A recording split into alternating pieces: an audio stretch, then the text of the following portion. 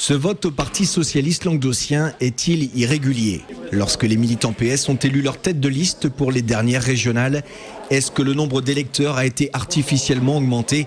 C'est ce que suggère un rapport de la commission Dialogue et Rénovation qui était venue à Montpellier en juin dernier. Rapport dont nos confrères de Midi Libre publient aujourd'hui des extraits.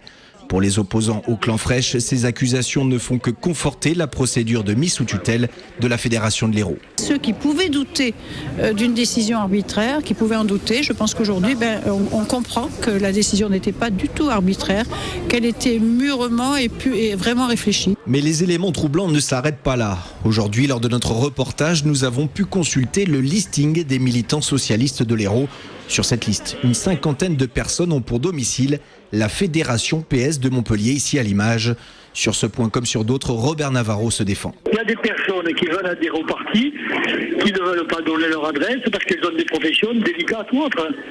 Donc oui, ils sont dans ma section, mais ils ont été contrôlés des dizaines de fois. C'est qu'il y a des gens, dont j'ai dû, moi, Georges Frêche et d'autres, contrarier certaines ambitions et certaines carrières, essayent de se déchaîner dans une œuvre de démolition. Car la situation de Robert Navarro a bien évolué depuis le décès de Georges Frêche. Un temps au banc de la Fréchie, il est aujourd'hui un de ceux qui comptent au conseil régional. A-t-il eu la peau de François Delacroix? C'est en tout cas ce que pense ce proche de Georges Frêche qui a perdu ses attributions à la région la semaine dernière. Aujourd'hui, il règle ses comptes. Quelqu'un qui est responsable d'un parti politique depuis 21 ans, qui considère ce parti politique comme son entreprise personnelle avec son épouse, il faut savoir passer le relais. Il y a une section qui s'appelle la section 11, où il y en a 30 ou 40 qui ont une adresse sur Paris, dans lequel on a le papa, la maman, le grand-père, la grand-mère, les enfants. C'est pas normal. On peut pas continuer comme ça.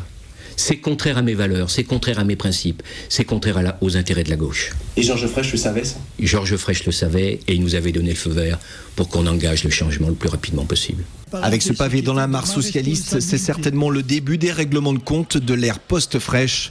À Solferino et à l'actuelle direction collégiale héroltaise de tenter de jouer